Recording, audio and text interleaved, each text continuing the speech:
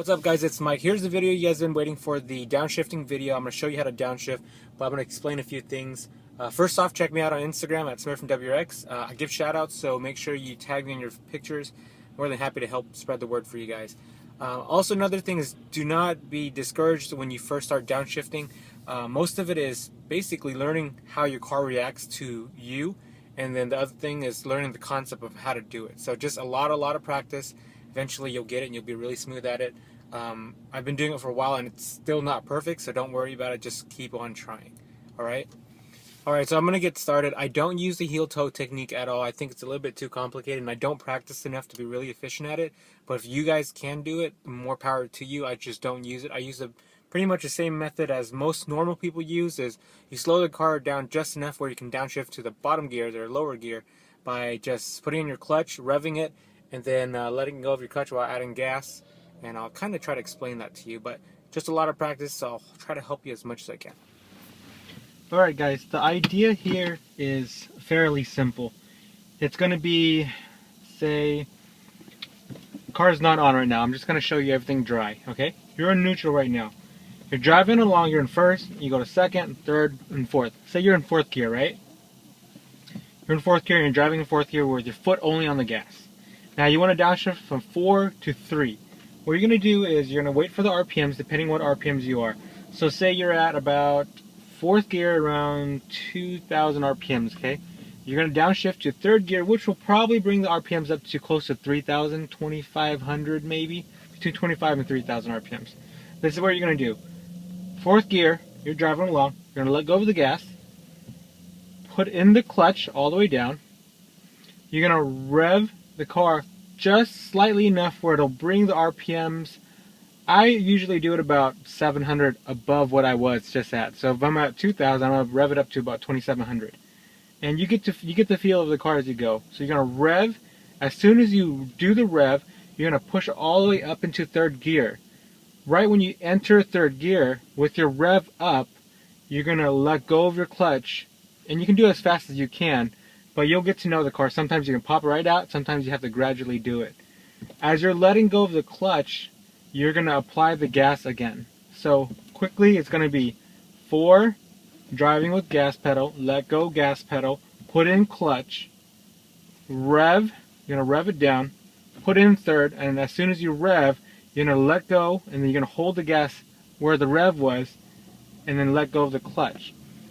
The RPMs will gather itself where it's supposed to be after that. And this is a really crude way to explain it, but once you drive it, you'll get to know the car and you'll know what I'm talking about. Some people, they rev the car and they pop the clutch and they let the RPMs rise and then they press the gas.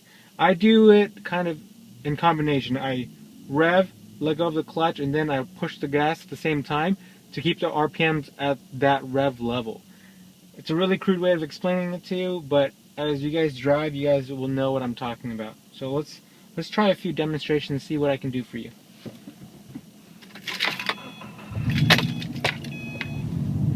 Let's do a little fun acceleration for you guys. I haven't done one in a while.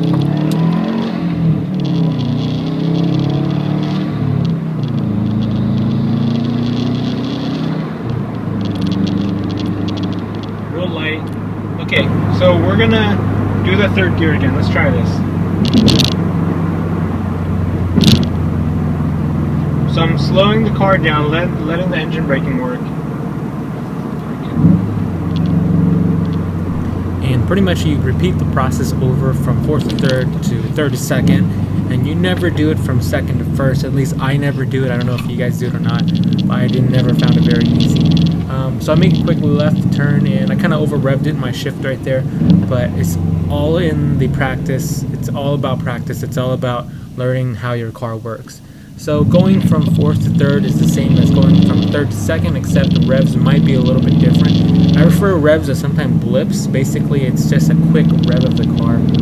Here I'm going to do 3rd to 2nd. So just a quick rev, 3, 2, and then down. I do want to apologize for this rattling. I'm really sorry about it. I'm trying to get it fixed, see what's going on with it. Quick acceleration here. Basically really casual acceleration, just up to 4,000 RPMs, nothing serious. And then from here, I pretty much downshift all the way down. from fourth to third. And it's pretty much the same way, guys. It's going to be clutch in, rev, let go, then basically almost a re-rev again, or a rev match, slip into gear, and then let go of your left foot, which is your clutch. It's definitely all practice. It doesn't make sense when you're watching it, but when you sit down and you try to figure it out, it's gonna make sense. Like, sit in your car, like what I did in the beginning was just leave the car off, make sure your emergency brake's on, and then just mess with the shifter and just pretend you're revving the car. And then from there, once you do drive it, it's gonna be practice about how hard to press your gas pedal down, how long to hold it down. Some people use Rev Match where they don't even just rev the car, they just rev it up and hold it rather than let it go like I did. Right there you saw me go from fourth to third and then accelerate and then back to fourth. It's basically if you're trying to downshift and then accelerate past the car and make a light and you're in fourth gear, you can downshift to third really quick, accelerate really fast, and then hit fourth gear. And right now I'm in fifth gear here, going fifth to fourth, and then fourth to third. And this is kind of a way where you would use it for maybe on the freeway. If you're getting off the freeway, you're going from fifth gear to an off ramp, you're going to a light. So you want to go from fifth to fourth to third. And honestly, you can actually go from fifth to third if you'd like, as long as your RPM range is correct. And you want to make sure it's correct, or you might over rev your car, hit the rev limiter, and you can potentially mess up your car that way. But that's why we have rev limiters. Here it was third to second, and a quick acceleration right for a right turn. That's really great for canyon runs. If you're driving through a canyon and your RPM's really high in third gear and you need to brake really hard, but your RPMs would drop too low, and you want to downshift to second to bring the RPMs back up. That way you can accelerate through a corner. That's what you would go from third to second, or even fourth to third, depending on how big the turns are. So enough of this. You guys get the idea of rev matching and downshifting. You guys kind of see how I do it. This is my style of doing it. And it's not necessarily the correct way or the best way, but it's the best way for me, and I've learned it from a couple other people, so I changed it the way I like to do it, and that's the way I do it now for almost 10 years. But you guys see a few times in the videos that I may have over-revved it or under-revved it, causing the car to lunge quite a bit or just a little bit. You know, whatever it is, it's just completely all practice. Not even the pros are perfect every day, so you guys just need to get used to it and learn your car, and eventually you'll get a lot better. And I did many takes on this, so I try to get the best videos I can on this, and I still messed up a couple times, so don't be discouraged. Do what you can and keep practicing. Thanks guys so much for watching. If you need me to redo this video, please let me know. I will continue making videos for you guys, and I appreciate all the comments so much. I appreciate you guys, and I will talk to you guys later. And then I'm gonna turn. Kind of see right there. He died in 2003. He was 15 years old. It was a drive-by shooting. He was in a Honda Civic, and a car came by and